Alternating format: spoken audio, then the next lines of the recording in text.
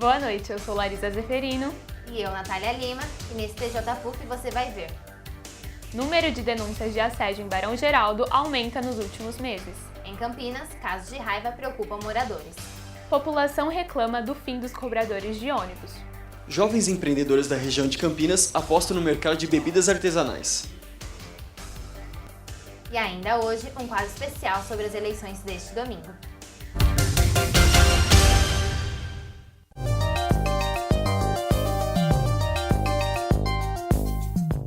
O percentual de mulheres indecisas há apenas alguns dias do primeiro turno é o maior em 20 anos. De acordo com algumas pesquisas, elas não se sentem representadas.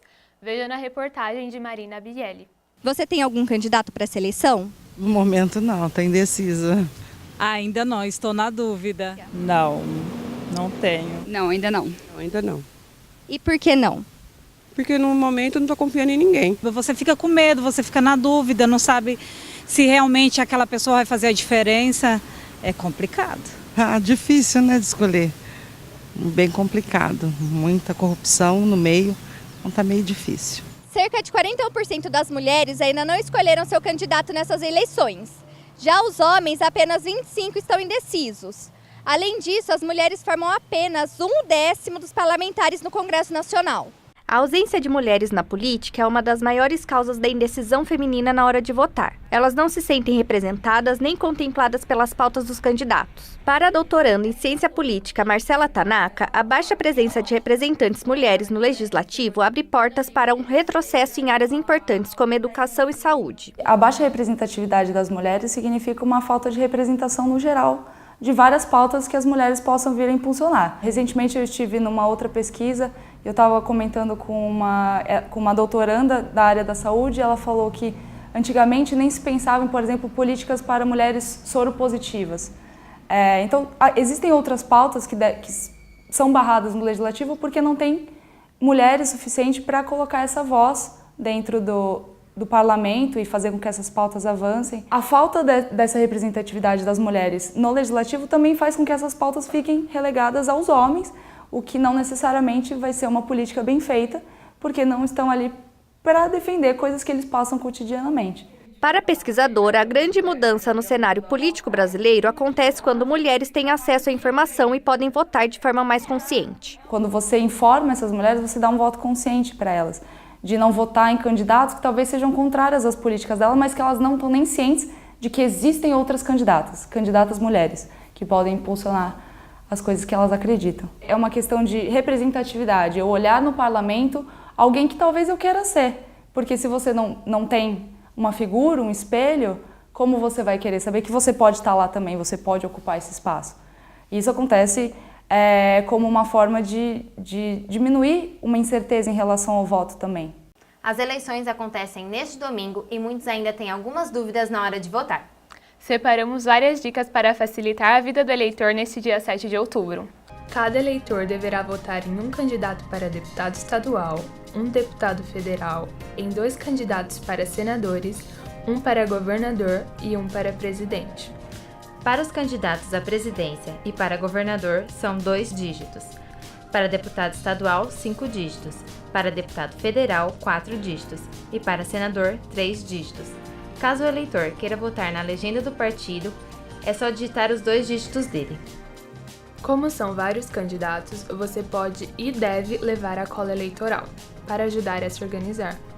Caso você tenha esquecido ou não encontrado seu título de eleitor, é permitido votar apenas com um documento com foto, podendo ser carteira de identidade, passaporte, carteira de categoria profissional, reconhecida por lei, certificado reservista, carteira de trabalho, documento nacional de identidade ou carteira nacional de habilitação. Os eleitores com necessidades especiais podem pedir ajuda de alguém de sua confiança durante a votação. As urnas começam a funcionar às 8 da manhã e vão até às 5 da tarde. Se você ainda não sabe onde votar, acesse o site do Tribunal Superior Eleitoral ou baixe o aplicativo e-Título. E caso você não tenha feito a biometria, fique tranquilo. Na região metropolitana de Campinas não vai ser obrigatório. Ainda sobre as eleições, o Rodrigo está com o professor de Ciências Sociais, Oscar Melim Filho, para explicar um pouco mais sobre os cargos que vão ser eleitos nessa eleição. Boa noite, Rodrigo. Boa noite, meninas. Estou aqui com o professor de Ciências Sociais, Oscar Melim Filho, e ele vai explicar melhor para a gente sobre as eleições desse ano. Boa noite, professor. Explique melhor quais as atribuições dos cargos políticos que vamos votar esse ano. As eleições deste ano têm como objetivo preencher os cargos do Poder Executivo, federal e estadual, sendo que federal, presidente da República e vice-presidente, e estadual, governador e vice-governador. E também os cargos de Poder Legislativo, né? Senadores, deputados federais e deputados estaduais. Agora, em 2018, nós elegemos senadores. Por que essa diferença de intervalo de 8 em 8 anos para cada senador? Na verdade, as eleições para o Senado ocorrem a cada 4 anos. Só que o preenchimento das vagas acontece num sistema de troca. Numa primeira eleição se elege um senador, 4 anos depois se elegem 2 senadores por cada estado. Então, cada estado tem 3 senadores, né, independentemente do tamanho do estado, né? E esses 3 senadores, então, um eleito numa eleição, outros 2 na próxima. Nessa eleição de agora, são 2 vagas de senador que ficaram 8 anos. Daqui a 4 anos, haverá uma outra eleição para o cargo de um senador, que, por sua vez, foi eleito 4 anos atrás. Então, nós temos 1/3 de renovação, 4 anos depois, 2/3. Nesse momento, estão sendo renovados 2/3 dos cargos de senador. Então, 2 senadores por cada estado no Brasil. Como funciona a contagem de votos na urna eletrônica? Realmente é seguro? Olha, há muitas dúvidas a respeito, levantadas pelos próprios políticos, né? Uma vez que houve uma migração do sistema tradicional, né, para o sistema eletrônico, há já alguns anos, e nós sempre temos essa desconfiança em relação ao procedimento eletrônico. Mas não existe nenhuma indicação de possibilidade de fraude no sistema, ou seja, nós não temos uma história de fraudes no sistema eletrônico, ele é seguro, né? E também a apuração dos votos é muitíssimo mais rápida e portanto, essa nossa dúvida, o questionamento sobre a fraude, né, é uma dúvida que, até o presente momento, não encontra justificativa nos fatos, né, na própria história das eleições do Brasil, né. Professor, com o cancelamento de mais de 3 milhões de títulos esse ano, devido à biometria, como você acha que pode ser o resultado das eleições? Isso vai prejudicar? Então, na verdade, isso vai resultar mais ou menos numa quantidade não muito grande de votos, não muito significativa, uma vez que eles são distribuídos ou pulverizados por todos os candidatos, né? Ou seja, as pessoas que deixarão de votar devido a não terem elaborado a migração para o sistema digital, né? É impossível dizer em que medida determinados grupos de pessoas poderão, a ausência delas poderá favorecer mais um candidato ou outro.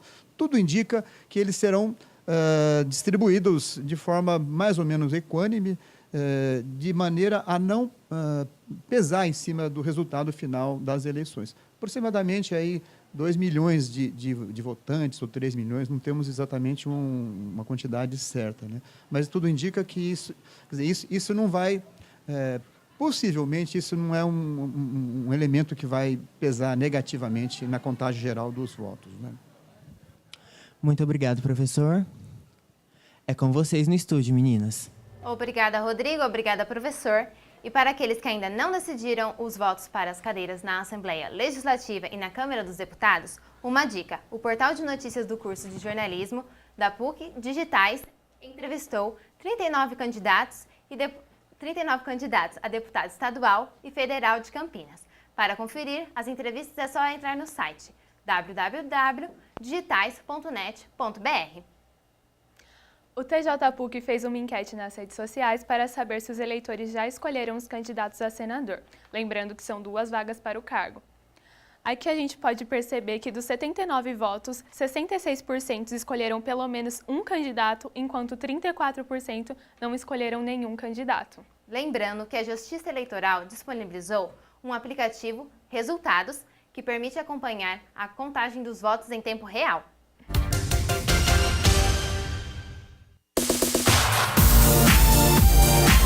eu escolhi a PUC Campinas por conta da área que eu quero seguir. Eu quero ser professor e, através de pesquisas, a PUC Campinas, na área de licenciatura e docência, é uma das melhores do estado, até do Brasil, né? A PUC inteira. Por isso que eu escolhi estar aqui.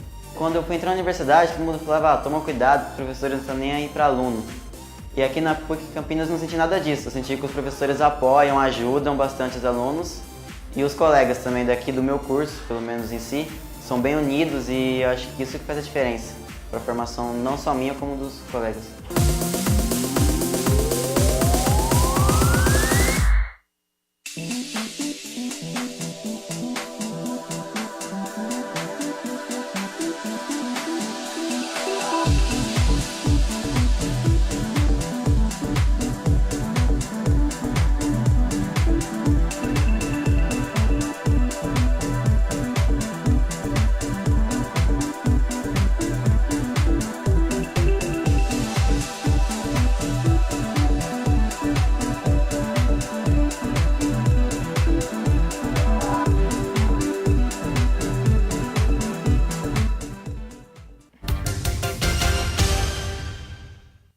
E você que nos acompanha ao vivo pode deixar comentários pela página do Facebook do LAPS, Laboratório de Som e Imagem do CLC da PUC Campinas. Alunas universitárias sofrem com casos de violência na região de Barão Geraldo, em Campinas. A matéria é do repórter Júlio Rocha. Os relatos de assédios na região de Barão Geraldo, em Campinas, estão aumentando nas redes sociais. Os casos vão desde perseguição até atos obscenos. Aqui nessa delegacia, basicamente, em relação ao que popularmente é conhecido como assédio, na verdade é ato obsceno, quando geralmente uma pessoa do sexo feminino é abordada por um homem, onde ele exibe seu órgão genital. Para a universitária Renata, que já sofreu com algum ato obsceno ou importunação, esse tipo de comportamento interfere diretamente em seu cotidiano. Já aconteceu de eu estar andando por Barão Geraldo, um cara descer do carro e sair correndo atrás de mim. Então, eu cogitei trancar todas as minhas matérias à noite por medo de andar na rua. Já aconteceu também de eu estar andando no centrinho aqui de Barão, um cara parou o carro e abriu a porta e pediu para eu entrar, assim. Assim como outras alunas da Unicamp que passam por esse tipo de situação frequentemente, Renata conta que se sente insegura nas proximidades. A gente tenta mudar caminho, sempre tenta fazer uma coisa, mas ainda a sensação de insegurança é muito forte. Já é difícil você denunciar, por exemplo, para a comissão acolhedora, que tá ali bem mais próximo, né, de você, para a polícia, então rola mais ainda um medo, assim. Procurada, a Universidade de Campinas diz que os investimentos na segurança estão crescendo. Em nota, a Unicamp afirma que criou uma secretaria que cuida da segurança dos universitários, aumentando as rotas e mapeando as ocorrências registradas. Além disso, a universidade diz promover um debate periódico sobre o assunto. O que mais ajuda a prevenir e a esclarecer é a vontade da vítima em noticiar. Ela noticiando, trazendo o maior número de dados possíveis, como o local da abordagem, o carro que o sujeito estava utilizando, ou pelo menos a linha de ônibus que ele estava, isso ajuda muito a esclarecer. Você vai conhecer agora uma iniciativa em Jaguariúna de atendimento veterinário gratuito, em que bichinhos podem ter um cartão cidadão animal digital. Localizado no bairro Roseira de Baixo, o primeiro posto público veterinário oferece alguns serviços, como consultas clínicas e prescrição de medicamentos, além de sediar uma novidade tecnológica. eSciPet é o nome do novo aplicativo utilizado para cadastrar animais no município. Criado por uma startup da Unicamp, o app escaneia a ficha do animal através da tecnologia QR Code, que junto com uma foto, cria um tipo de cartão cidadão animal e digital. Sendo o primeiro município a instalar o aplicativo, a Prefeitura conta com a presença da população no atendimento público veterinário, situado aqui no Parque Américo Tonietti, e também na presença nas campanhas de vacinação para atingir a meta de cadastramento estipulado, que já passa de 255 animais cadastrados. Dr. Eduardo foi um dos idealizadores do projeto, e segundo ele, esse tipo de cadastramento pode colaborar para a redução de um problema presente em grande escala na região. Nós vamos fazer uma política pública no município, teremos várias ferramentas e essa é uma delas. Trabalharemos para evitar o abandono. E qual que é a meta de cadastramento estipulada pelo município? Até 2018, em torno de 20% a 25% da população estimada pelo Pasteur. Isso corresponde em números 1.000 animais até final de 2018. Para a Luzia, assistência e tecnologia são sempre muito bem-vindas, ainda mais quando o assunto é sobre o amor pelos animais. Muitas pessoas não tinham condições de estar cuidando dos animais, né? E esse espaço vai estar abrindo essa porta, essa oportunidade para os animais ser bem tratados, receber os cuidados que merecem. Então, acho que está de parabéns, é muito importante. Porque, assim, os animais fazem parte da nossa vida. Quem realmente gosta de animal, pra gente é a mesma coisa de uma pessoa da família.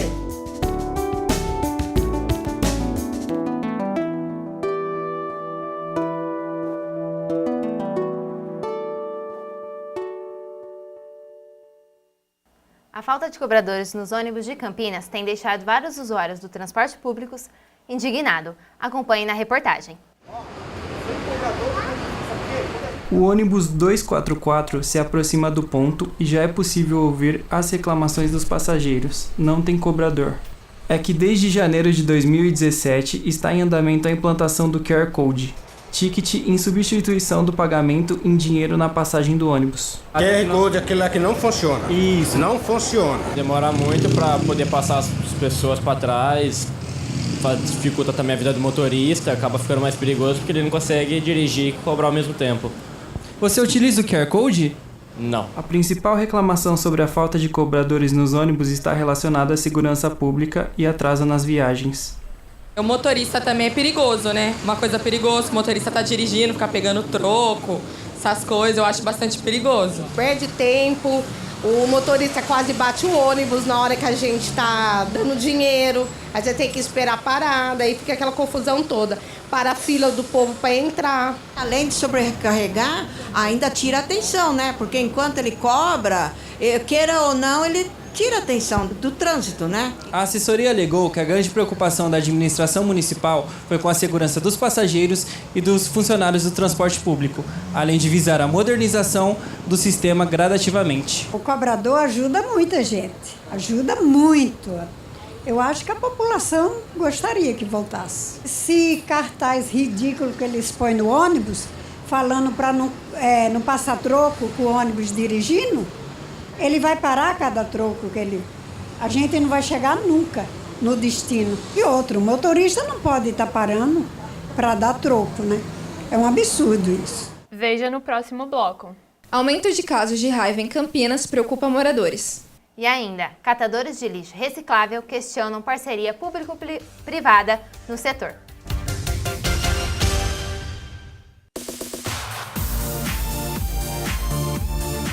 Eu escolhi biologia porque eu queria estudar a vida, eu queria saber o que era a vida, eu queria atuar na área onde tem a vida.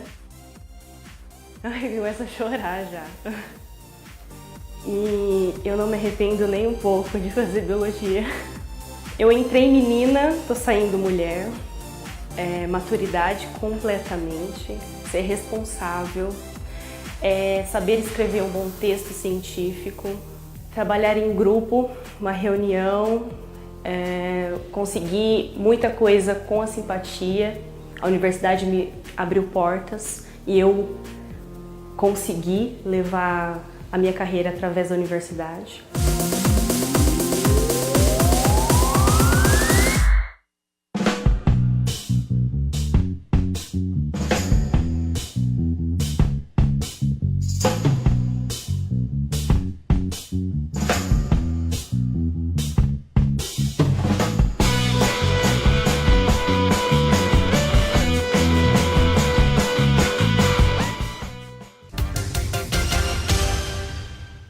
Casos de raiva em morcegos aumentam em Campinas esse ano e já ultrapassam os números do ano passado. A raiva é uma infecção viral transmitida através da saliva de animais infectados, principalmente por meio de mordidas, arranhões ou pelo contato da saliva em feridas. Em Campinas, os números da raiva cresceram. Até setembro deste ano, foram encontrados 28 morcegos com o vírus positivo para a raiva. Este número apresentado é maior do que o do ano passado, com 23 casos. A gente está achando mais positivo porque cada vez mais a população está nos acionando para recolher morcego, mas a positividade ela vem se mantendo a mesma, em média de 2%. Uma grande concentração de morcegos encontrados com raiva em Barão Geraldo tem preocupado moradores. E na minha casa, por exemplo, tem muito morcego, então assim, Estão dizendo que tá tendo muitos casos, né, aqui. Aí resolvi trazer.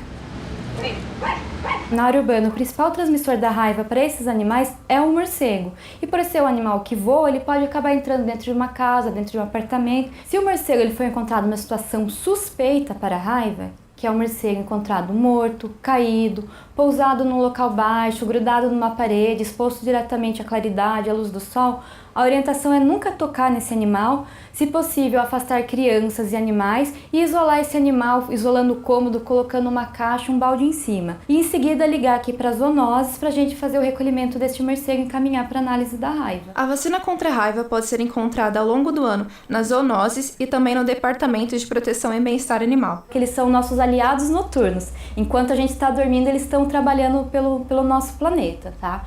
Eles são animais extremamente importantes para o equilíbrio ecológico. Muitos têm a preocupação de que esse bicho venha picar. Fala, mas ele não vai picar meu cachorro, meu gato, ou eu, a minha família? A gente esclarece que não. Eles não têm interesse nenhum na gente como fonte de alimento. Relembrando, o número das zoonoses é 3245-1219. A público-privada do lixo, formada pela Prefeitura de Campinas, está dividindo as opiniões nas cooperativas de catadores. Acompanhe. Mãos ágeis manuseiam o material na cooperativa de reciclagem Antônio da Costa Santos, em Campinas. Mas não é assim todo dia. Aqui, os 48 cooperados têm trabalhado apenas 15 dias do mês devido à falta de insumos. Para resolver o problema, a parceria público-privada do lixo, firmada pela Prefeitura, visa a construção de 3 usinas e containers de recolhimento espalhados por 100% da cidade. Vai ser uma coisa boa para as cooperativas, só que a gente só precisa saber se realmente eles vão cumprir o que eles estão falando. Outras cooperativas, porém, não estão satisfeitas com a nova parceria. É o caso da cooperativa Bom Sucesso. Aqui, eles reclamam da quantidade de lixo que tem para trabalhar e acreditam que a construção dos novos centros piorará a situação. E eles ofereceram dar o material para a gente, incluir as cooperativas nisso, mas todo mundo sabe que isso não vai durar para sempre. Assim que passar a primeira onda, a implantação disso, eles vão descartar as cooperativas. E o povo que mais precisa desse material para tirar a renda vai ser excluído. Além da desconfiança com relação ao futuro do trabalho, os cooperados acreditam que a Prefeitura tem mascarado a real situação das cooperativas. Na última semana, eles enviaram 2 caminhões com pesagens de aproximadamente 2.000 quilos cada, mas aí na segunda-feira eles vieram tirar foto disso. A gente acredita que eles fizeram isso porque eles já vinham fazer, porque era para comprovar que tinha material e que, na verdade, não corresponde à nossa realidade. Em nota, a Secretaria Municipal de Serviços Públicos disse que algumas cooperativas não têm material para trabalhar, porque a entrega de insumos é programada para acontecer em dias determinados e não durante toda a semana. Com a nova parceria, o objetivo é que a coleta seletiva abranja todo o município, aumentando a quantidade de lixo repassado aos catadores. Na mesma nota, a Secretaria diz que a parceria ainda não saiu do papel, mas o projeto foi apresentado em audiência pública no dia 27 de agosto.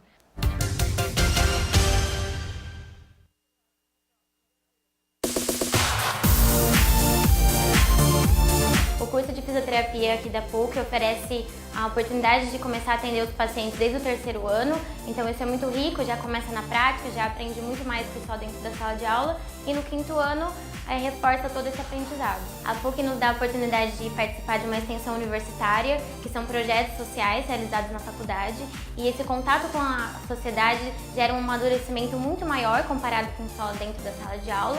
Eu participo desse projeto desde o ano passado e isso só está enriquecendo o meu conhecimento para a minha vida profissional e pessoal.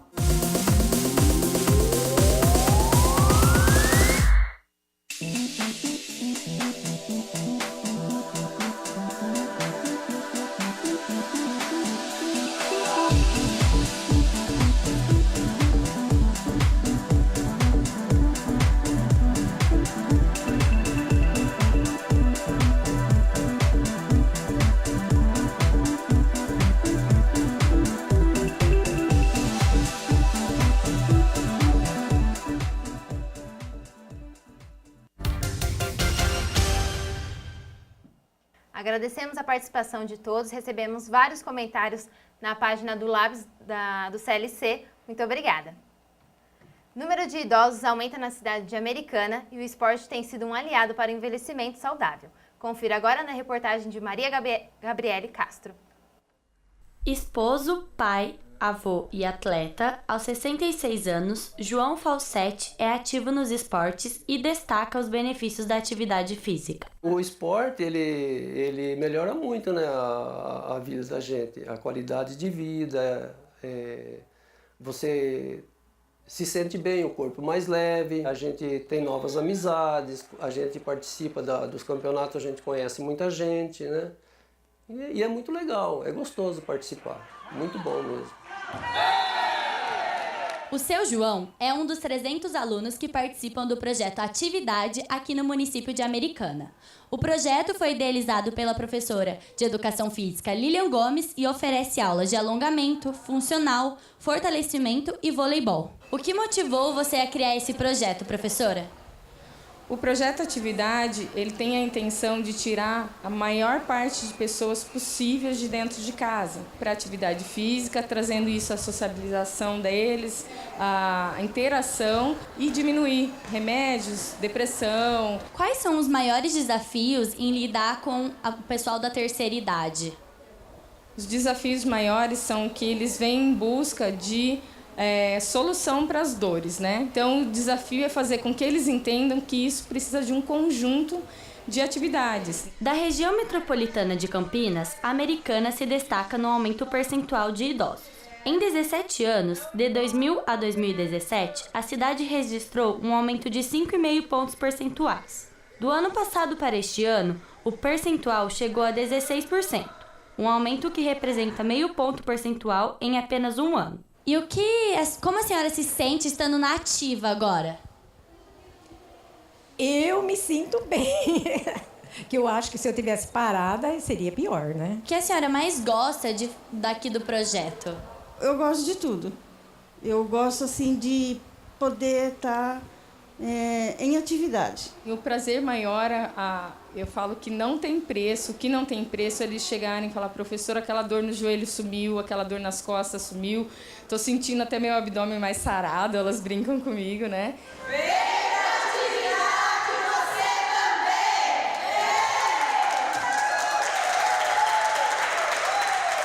Natália, você já sabe o que fazer nesse final de semana? Ainda não, mas o Júlio tem ótimas dicas. Boa noite, Júlio. Qual a programação?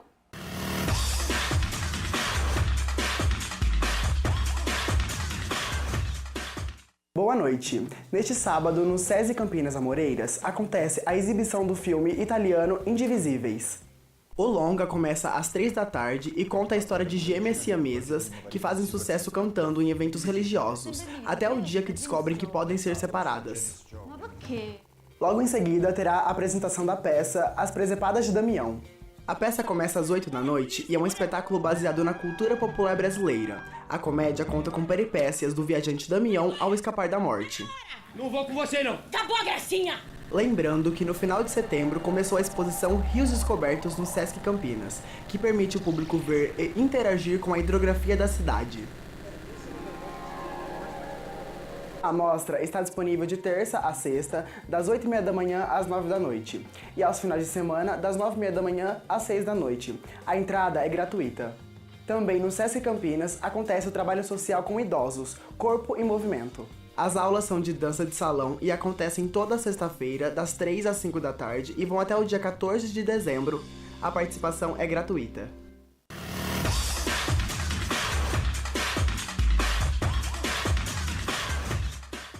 Obrigada, Júlio. Espero que todos aproveitem bem as dicas. Em Campinas, jovens empreendedores com até 30 anos estão levando seus hobbies para produção artesanal para bebidas do mercado. A produção de bebidas artesanais tem sido uma alternativa para jovens empreendedores da região de Campinas. Eles estão transformando um hobby em negócio, apostando em produções de baixa escala, mas em busca da alta qualidade dos produtos. Em meados de 2011, Thiago e outros amigos, depois de inúmeras tentativas até chegarem na atual fórmula da Bag Gin, perceberam uma oportunidade de mercado e decidiram se aventurar na produção do destilado. Há pouco tempo atrás, se você for olhar 5, 6 anos, 7, não tinha tantas opções no mercado. Você encontrava algumas... Existia uma opção nacional que tem no mercado até hoje, e 2 ou 3 importadas, que são as que a gente conhece até hoje, que está presente na maioria dos restaurantes também. E com isso a gente percebeu que existia um nicho, um gap de mercado ali que a gente poderia tentar explorar caso a produção não fosse algo muito complexo. Os clientes que querem conhecer o processo da fabricação e também buscam por um produto ainda mais personalizado podem ir até a destilaria e fabricar o seu próprio gin e escolher os aromas de sua preferência. Pedro e sua família, curiosos no processo da fabricação do gin, vieram de Poços de Caldas para uma aula prática. A gente pesquisou um pouco, alguma coisa do processo, mas a gente não encontra muita informação. Então, nós viemos para realmente conhecer o processo da produção do gin. Essa do cliente poder conhecer o processo e entender o que é a bebida. Você conseguir vender uma experiência para o seu consumidor é muito melhor do que você só vender um produto. Um dos setores que mais cresce nesse mercado é o das cervejas artesanais, e aqui em Barão Geraldo não poderia ser diferente. É o caso da Garimpeiro, uma cervejaria criada por amigos que atende a um público de paladar exigente. Era, na verdade, o meu irmão e alguns amigos meus, todos fazendo cerveja em casa, começando a brincar com essa história.